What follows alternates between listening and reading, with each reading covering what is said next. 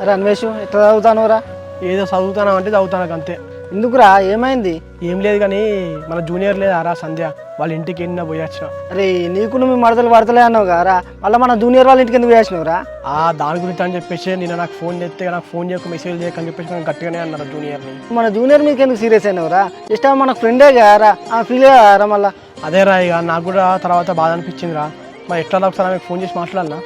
సరేరా, ఫోన్ చేసి మాట్లాడు. రే సురేష్, ఏందిరా ఫోన్ ఎత్తలేదు?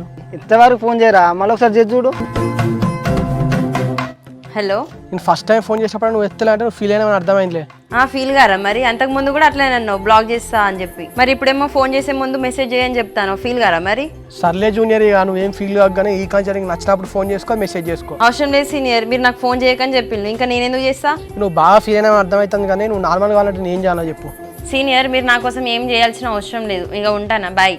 నువ్వు మళ్ళీ అట్లనే మాట్లాడుతున్నావు కదా. సర్లే, ఇక రేపు మీ ఇంటికి వస్తలే. ఎందుకు? మీ మరదల గురించి మాట్లాడనిక ఏం అవసరం లేదు, నేనే మీ ఇంటికి వస్తా. సరే జూనియర్, మరి మా ఇంటికి వస్తే మాత్రం నువ్వు మళ్ళీ ఏం ఫీల్ కావు కదా, అంతా మర్చిపోతావు కదా, నార్మల్గా ఉంటావు కదా. ఏం ఫీల్ కానిలే సీనియర్.